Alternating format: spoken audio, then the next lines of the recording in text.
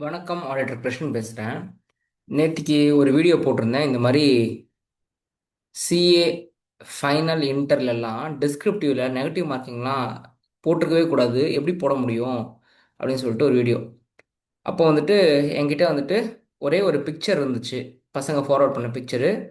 அதை நான் என்னோட ஃப்ரெண்ட்ஸுக்கு ஃபார்வர்ட் பண்ணியிருந்தேன். அவங்களாம் பேப்பர் கரெக்ஷன் பண்ணுவாங்க. நான் பேப்பர் கரெக்ஷன்லாம் ஒரு காலத்தில் பண்ணிக்கிட்டு இருந்தேன், இப்போ நிறுத்திட்டேன். ஏன்னா கிளாஸ் கண்டக்ட் பண்ணால் பேப்பர் கரெக்ஷன்லாம் பண்ணக்கூடாது அப்படின்னு சொல்லிட்டு இருந்தாங்க. அதனால் நான் பேப்பர் கரெக்ஷன் பண்ணுறது நிறுத்திட்டேன். நான் பேப்பர் கரெக்ஷன் பண்ணுற ஃப்ரெண்ட்ஸ்க்கு அனுப்பிச்சும் போது அவங்க என்ன சொல்கிறாங்க அப்படின்னா, சி, இது வந்து ஃபஸ்ட் டைம் கரெக்ஷன் பண்ணும்போது நாங்கள் நெகட்டிவ் மார்க்கிங்லாம் போட முடியாது, போட மாட்டோம். டிஸ்கிரிப்டிவ் கொஷினுக்கு நாங்கள் மார்க்கை போட்டுருவோம். அதுக்கப்புறம் செகண்ட் டைம், அதாவது சீஃப் எவாலுவேட்டர்னு ஒருத்தங்க அனுப்புவாங்க. இவங்க வந்து ஒரு 20 ஃபஸ்ட்டு 20 பேப்பர் கரெக்ஷன் பண்ணதுக்கப்புறம் இவங்க சப்மிட் பண்ணதுக்கப்புறம் சீஃப் எவாலுவேட்டர்னு ஒருத்தவங்க இருப்பாங்க. இவங்க அதிகமாக மார்க் போடுறாங்க அப்படின்னா, இந்த ஸ்டெப்புக்கு நீங்கள் எக்ஸ்ட்ரா மார்க் போட்டிருக்கீங்கன்னு சொல்லி கம்மி பண்ணுவாங்களாம். அந்த கம்மி பண்ணும்போது அவங்க ஒரு கமெண்ட்டும் எழுதுவாங்க. லைக் நோ, இந்த ஸ்டெப்புக்கு நீங்கள் வந்து 2 மார்க் போட்டிருக்க கூடாது, 1.5 மார்க் தான் போட்டிருக்கணும்னு சொல்லிட்டு அவங்க போட்ட வேல்யூவேஷன் அப்படியே தான் இருக்கும்.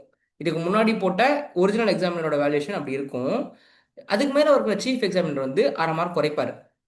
ஸோ இதுதான் நடக்கிறதுக்கு வாய்ப்பு இருக்குது.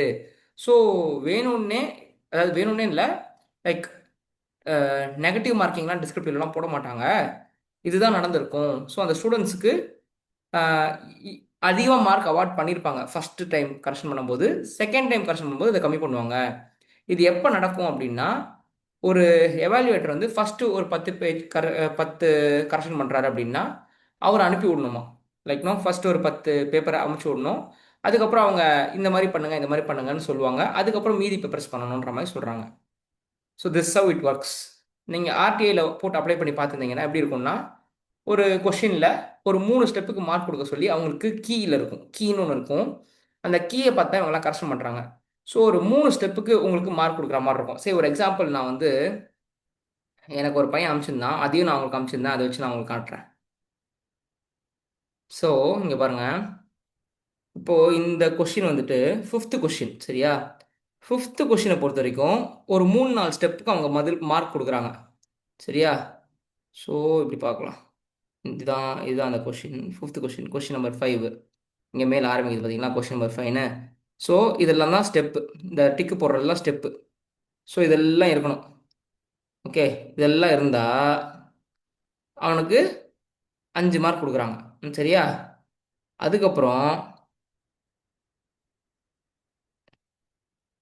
5 மார்க் கொடுத்துருக்க கூடாது, 4.5 மார்க் தான் கொடுத்துருக்கணும். ஏன்னா நோட்ஸ் டு அக்கௌண்ட்ஸ் காலம் ஏதோ இல்லை அப்படின்னு சொல்கிறாங்க. ஸோ அதனால் 5 மார்க் கொடுத்ததுக்கப்புறம் 6 மார்க் குறைச்சிருக்காங்க. அது யார் பண்ணுற வேலைன்னா, இனிஷியல் எக்ஸாமினர் இல்லை, சீஃப் எக்ஸாமினர் பண்ணுற வேலை அப்படின்ற மாதிரி தான் அவங்க சொல்கிறாங்க. ஸோ இப்படி தான் இருக்கிறதுக்கு வாய்ப்பு இருக்குது. இது வந்து இங்கே வந்து -0.05 அப்படின்னு போடல. ஆனால் எனக்கு டெலிகிராமில் சர்க்குலேட் ஆகிற பேப்பர் பார்த்தீங்கன்னா -0.05 அப்படின்னு இருந்தது. அதனால தான் நான் கன்ஃபியூஸ் ஆகிட்டேன். அவங்க என்ன சொல்கிறாங்கன்னா, நீங்கள் அப்படி பார்க்கக்கூடாது. ஒரு ஃபார் எக்ஸாம்பிள் ஒரு ஃபுல் கொஷின் பாருங்கள். ஒரு ஃபுல் கொஷினுக்கு 5 மார்க் போட்டிருக்காங்க அப்படின்னா அந்த 5 தான் அவங்க 4.5 மாற்றுறாங்க.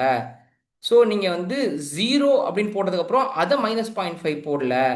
ஸோ ஒரு ஒரு கொஷினுக்கு மார்க் இருக்கும், அந்த மார்க் நீங்கள் அடிஷ்னலாக போட்டிருக்கீங்க, கொஞ்சம் கம்மி பண்ணிக்கோங்க அப்படின்னு சொல்கிறது தான் இது விஷயம் அப்படின்னு சொல்லி சொல்கிறாங்க.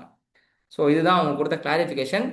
ஸோ நெகட்டிவ் மார்க்கிங்லாம் போட மாட்டாங்க டிஸ்கிரிப்டிவில் அப்படின்றது தான் அவங்க பாயிண்ட் ஆஃப் வியூ. இது வந்துட்டு நான் ஒருத்தவங்கள்ட்ட கேட்டு தெரிஞ்சுக்கிட்டது, உங்கள்கிட்ட இமீடியட்டாக ஷேர் பண்ணுறேன். தேங்க்யூ, பாய்.